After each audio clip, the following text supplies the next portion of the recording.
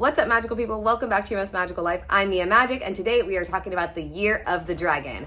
Cue dragons soaring through the air and all the applause. Thank the goddess, right? If you are anything like me, 2023 was a rough year. It was not that fun. And if you watched my Year of the Rabbit video, there's a lot of explanation around why, like stepping into our creativity, facing our fears. I certainly had to do a lot of that. Lost my cat, which was like my worst fear. So, a lot of interesting things happened, but it is the Year of the Dragon. Can you feel the difference? Can you feel the shift? The dragons are the guardians of treasure, right? In every myth and lore and legend. And this is also an 8 year, which is the year of abundance. 2 + 2 + 4 = 8. So this is a powerful year. And y'all, I have some incredible gifts for you, some epic things going on. I have a beautiful money magic abundance ritual challenge happening. You can join at any time. It's really just about doing the practice consistently for at least 11 days. I recommend 30. This practice was downloaded directly for this experience for people who are spiritual and want to manifest money and who want to eradicate scarcity from their lives and really step into your dragon wisdom, your capacity to amplify and magnetize treasure and gems and jewels of wisdom. Of course, like that's the real dragon energy in your life.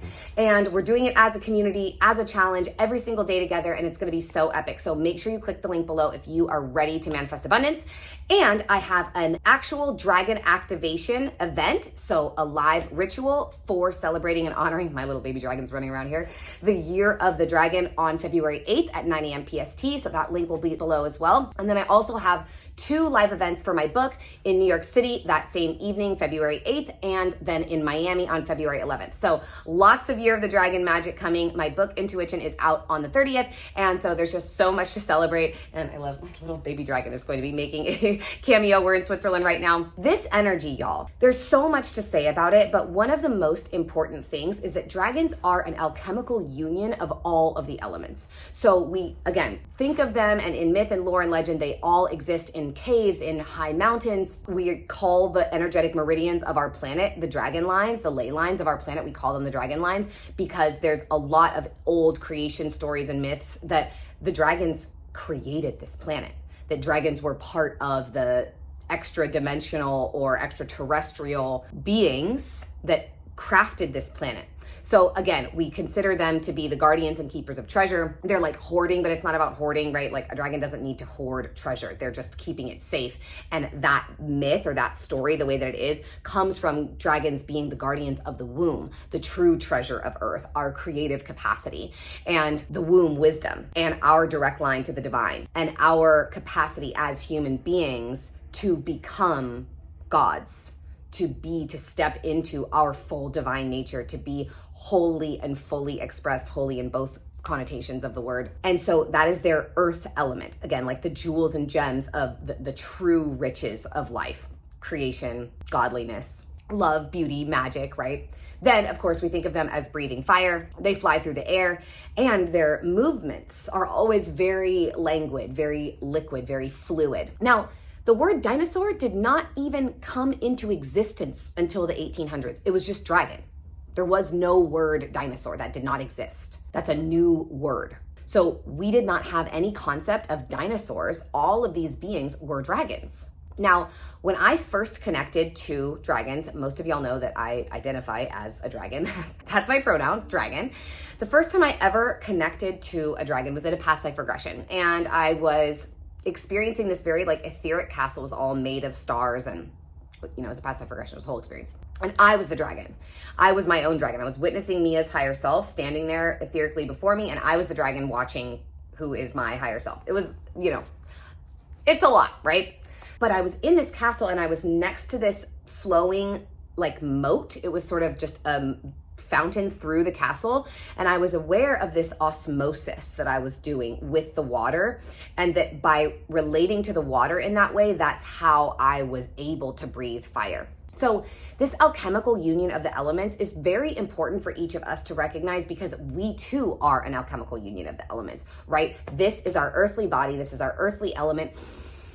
We breathe in and exchange the wind within us with all of the trees and the natural world around us. We have blood flowing through our veins. Those are the waters, the rivers, creeks, and streams within us. And then the electricity makes our heart beat. That's the light inside of us. It sends all of our hormones. And again, we call what neurons do firing, because that is the fire inside of us. Then you and I have this unique spirit. We have this capacity to become divine. We have this aliveness. And that is the fifth sacred thing. So we too are all of these elements, the same building blocks as creation. And dragons really are here to remind us of that. They are guardians, they're protectors. There is a dragon for absolutely every human being on earth. If you choose to connect with them, if you choose to listen to them, to receive them as, for me, they're like guardian angels. They are my spirit guide team. They've done psychic surgery on me. If you have anything going on in your body, in your relationship to your power, and you invoke them and you ask them to come and support you, they will. And it is wild, y'all. So in some of the dragon movies, Pete's Dragon and Raya and The Last Dragon in particular, those are movies where dragons are not negative or bad. I really don't like how they treat them like dogs, like when they make a dragon like a dog. I just think that's hilarious. But they're doing that because whoever made these movies, they actually know about dragons, because Raya and The Last Dragon is full of dragon magic, all that water energy, like some of those stories, that's all real dragon magic. Pete's dragon, when he goes invisible and he's able to just shimmy into the forest and become unseen, that is real dragon magic as well. And that is one of the most powerful experiences that I've ever had with a dragon. And when I go into forests, I often see, feel, experience that there's a dragon, like a giant dragon sitting right there next to me, and it appears to be a fallen tree or a log or whatever, a face in bushes or stones. No, it's a real dragon. So if you see a dragon in that way, go sit with it. Write, I always do. I call upon this dragon before me. Please write to me, through me, anything I'm meant to receive in this moment. And I will get this massive, beautiful message from a dragon. So in these dragon movies, they will often make the dragons seem like dogs, because those people know that dragons are actually very willing to connect with us, want to commune and support us. Sorry, the kitty's playing over here. They want to be with us. And so they make that friendly energy, because that's how most of us associate with dogs. But dragons are not like dogs. They see that and they're like, ha ha, like we're infinitely more intelligent than you could ever possibly imagine. Nice to make us your little pets. But anyways, so one of the most powerful experiences that I ever had with a dragon was seeing it crossing the full moon. I was standing outside in Topanga Canyon, and all of a sudden there was this giant black neck floating, flying across the moon, and then these two massive wings, and then she's flying across the moon, one more wing beat, and then long, massive tail flying across the moon. I almost lost my shit. I'm like, is anyone seeing this? Oh my God. And then I bumped into, at Erewhon, the teacher of the Modern Mystery School who initiated me, Teresa Bullard. She also has a show on Gaia. She's epic. She teaches dragon magic. I never actually took that class, which is so funny. And I asked her, I'm like, yo, Teresa, how did this happen with the dragon? And she was like, well, the dragon, because of its relationship to light, because of its capacity to bend light, because the moon is already a reflection, that refraction just didn't, her invisibility just didn't work, because the moon was reflecting the light of the sun already back towards you. And then as she flew across, you could see her. So, whoa, oh my goddess, holy shit, super amazing, can't believe it. Now, what does that all have to do with this year? It has to do with us stepping into our power. Dragons have been slain rather than slayed. S-L-E-I-G-H-E-D. We are meant to ride our dragons. We are meant to find those powers inside of us. Dragons, the way that knights are a brotherhood, dragons are a sisterhood. They're not binary in the same way as we are, but all of my dragons are feminine dragons. Now that doesn't mean that there aren't masculine dragons, but dragons are a servant to Gaia. Now, not in a disempowered way, it's their greatest joy, right? Because they created her. That's why they're holding and guarding the treasures and the jewels and the gems of wisdom, is because they love this planet, because she's like their baby, but also their friend and their great creation. So they have this very feminine nature to them. And that is what is so important for us all right now, y'all. We have to connect to our feminine energy, not discount our masculine energy, right? They are still reptilian beings, not in the negative connotation of the word, but they have that powerful, fierce, masculine type of frequency, but they are like the Amazons, you know, like the female warriors, because they're guarding this sacred energy that exists in the feminine in our world. Dragons also have what's called a heart womb. So their heart, their solar plexus, and their sacral chakra are all one power portal. When you think about those chakras, you have like whatever's brewing in the cauldron, right? That's the waters. And then the fire is what heats and fuels the whatever's in the cauldron, right? It's like cooks, brews, whatever's in your cauldron. And then the breath is what fuels the fire. So the breath is the heart, is the love, and then the fire is the power. So love fuels our power, and that power that's fueled by love is what then fuels our creations. And this is very much a dragon energy, and that is what this year is asking of us. Can we fuel our creations with power that is made from love? Rather than made from greed, rather than made from scarcity, rather than made from not enoughness. This is a year for us to step into our abundance. And that is not just about money. It's not just about finances. It's about an abundance of friendships. It's about power. Again, dragons have been slain throughout history. Even when you look at dictionaries from like 1946, there are dictionaries that list dragons and say now rare. Not mythical creature, mystical being from fairy tales and folklore, now rare. And when you look back at human history, if you've read a book called Sapiens, Sapiens is all about how when Homo sapiens, human beings, moved into a place, all of the megafauna, which means the largest animals, were often wiped out. That's why we don't have woolly mammoths anymore. You know, like there's so many ancient species that as soon as humans moved in, we wiped them out. We killed them. They ceased to exist. So again, until 1946, dragons were known as a rare species, and there's no way that they would possibly exist in every major ancient civilization, every mythology across the world, from Siberia to South America, if they were not actually here at some point. They're in paintings, they're everywhere, y'all. They're in every major mythology. So why aren't they fossilized? Well, because any being that flies has very light, hollow, often porous bones. And in order for something to fossilize, it takes very specific mineral and environmental circumstances to create a fossilization. So it's just very likely, and there's a lot of stories that the church actually burned all of the dragon remains so that they wouldn't remain. That connection between our power and our magic, the dragons and witches, the divine feminine, that beautiful sacred protector, guardian of the earth, that energy is what was wrecked, desecrated, demolished by the church. They tried their best, right? And so dragons did go into hiding. They operate in a different way than they once did, out and about. Again, in all of these paintings where you can see them being present, they just don't show themselves to us in the same way. And I feel so grateful that they do show themselves to me. So this year of the dragon, y'all, this is about us being willing to show who we truly are, but also knowing that we're capable of hiding in plain sight, right? Like I just went to Davos, the World Economic Forum, and there were a lot of moments where, you know, I know that in the true nature of power, this is not like an ego thing, but the true nature of power, I'm probably the most powerful person in the room. There's all these people who have these illusions of power, or like have like big jobs or big titles or whatever, but they don't know shit about real power. And so what am I gonna do? Make an announcement? Hello, everyone at the World Economic Forum. I just want to let you all know that I'm actually the most powerful person here and you're all welcome for my presence. No, I'm hiding in plain sight. I am going to stand right there and look cute in my little outfit and transmit the vibration of true power into the room, because that feels better. That feels true. Dragons don't need to show themselves to you. They don't need you to know who they are. They know who they are.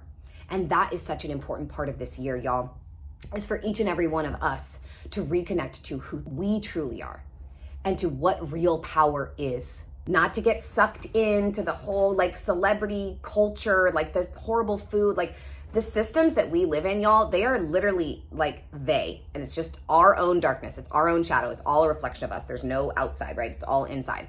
But the systems that we've collectively created as our modern world, they're not trying to help us.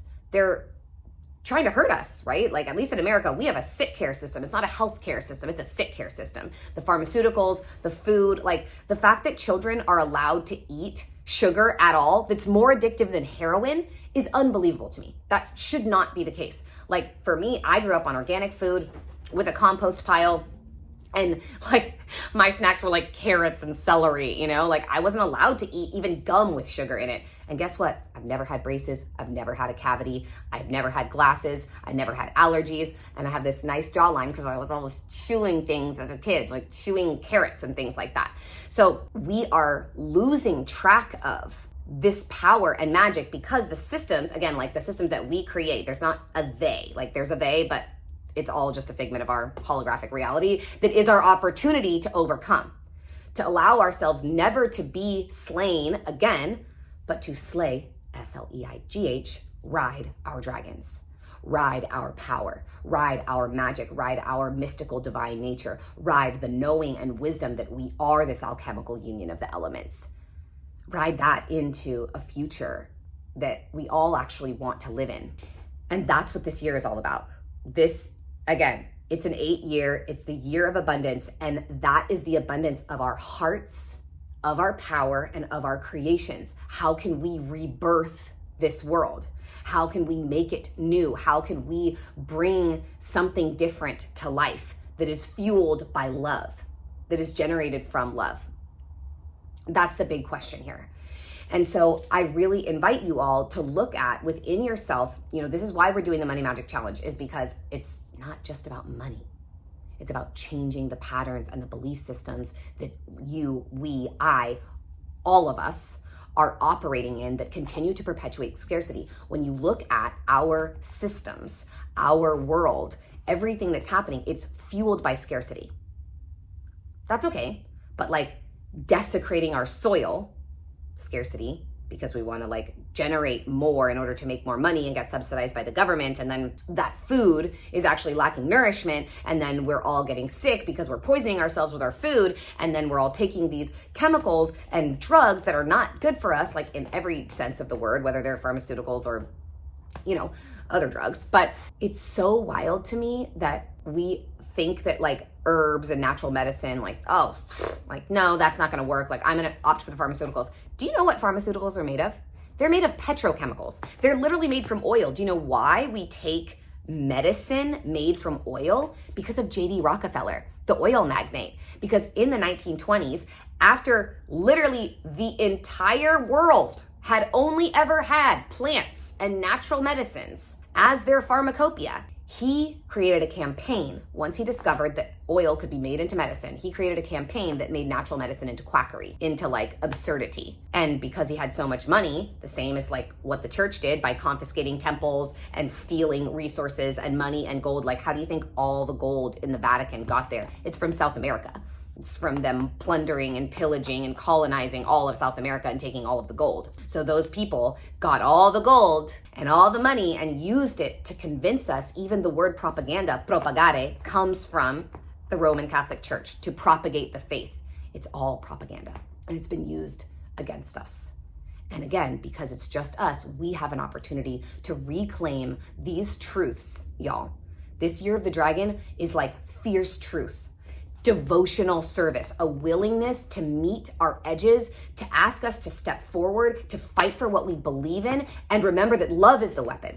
This is not a year for us to be angry, it's a year for us to be fierce. It's a year for us to step into our power and our gifts and to give as much as we possibly can, again, fueled by love, to remember that we are the gems. We are the treasure. You are the treasure. But we have to stop allowing ourselves to be mined like resources, commodified, and pitted against one another, pitted against the earth, pitted against our divine nature.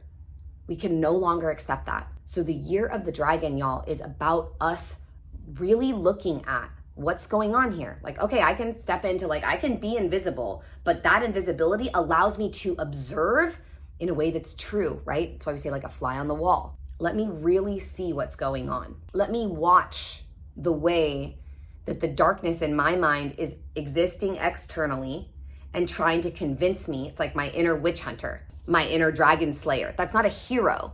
That's not someone to be idolized. Why would we make heroes out of people who kill the most magical, mystical creatures? And remember, this is very recent. This is very recent for us to have dinosaurs because they're dragons. And so what we are being asked to do, y'all, is to be the dragon. And this is a wood dragon year, wood, forest. Wood is such a magical element. I'm not super familiar with what it actually signifies in Chinese medicine, but wood is an element that makes itself from air and water and sunlight. A solid, dense, strong, stable, foundational element that is created from fluidity and like intangibility. You can't like touch, you can't grasp the sunlight. You can't grasp the air. You can't even like grasp the water. You can fill a container with it, right? But if you plant a tree in 100 pounds of soil and that tree grows, 3 years later, that soil has barely lost any weight. So this is really like the most magical possibility, all of it.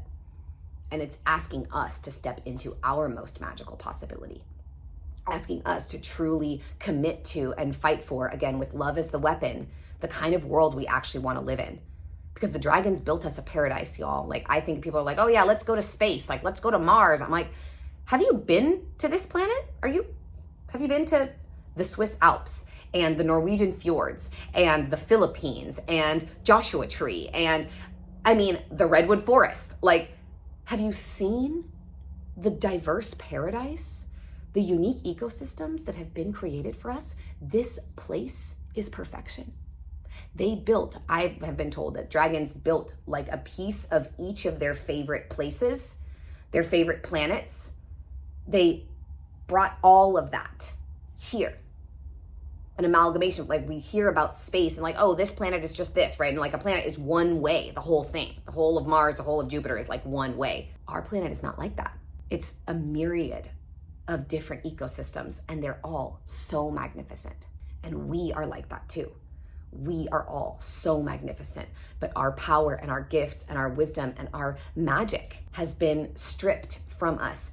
But it's just a game.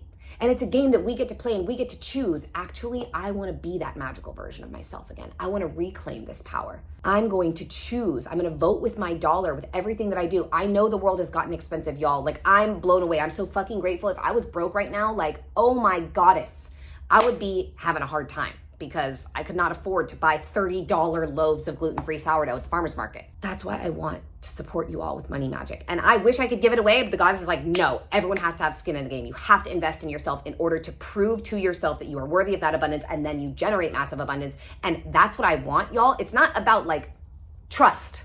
It's not about me making money. I don't need any more right now.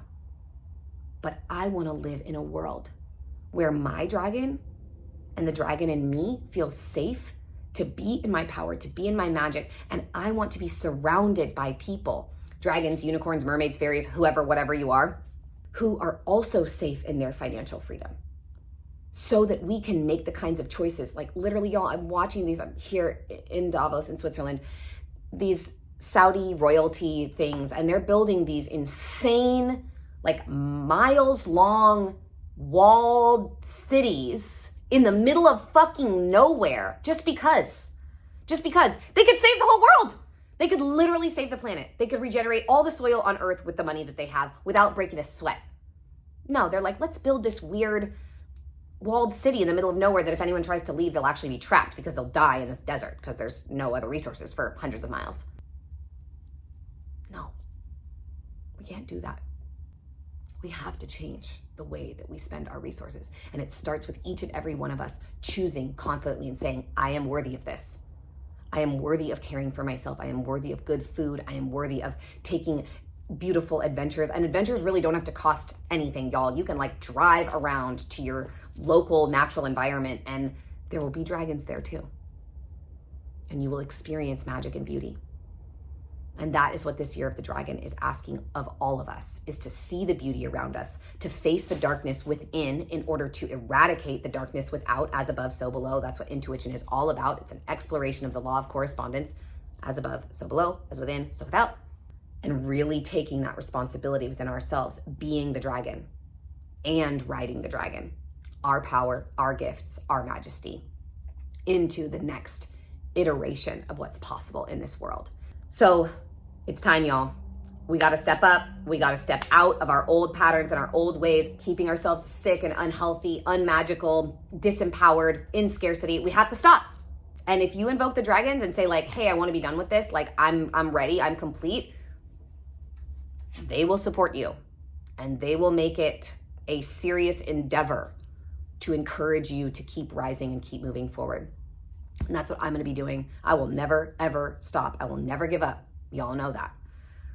This is what I'm here for, a magical world and a magical life. And I will do my absolute best every single day to support you in reclaiming that for yourself so that we can live in a magical world. I'm going to ride a dragon on this lifetime, not just etherically and in my visions. I am going to ride a dragon because I am going to do everything I can to make this world safe enough for them to return to it.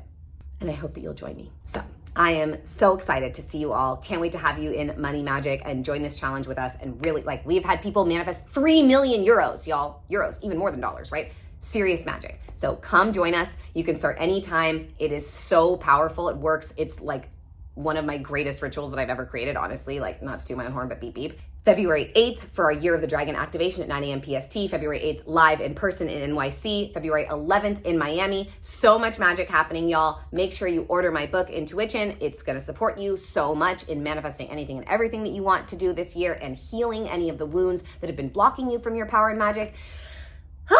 I'm excited, right? I'm lit. I actually couldn't sleep all night last night because I was so excited about making this video. So I'm so grateful for all of you. Thank you for letting me be the fierce dragon that I am, for seeing me, for allowing my magic to support you and help you to be inspired to find your own.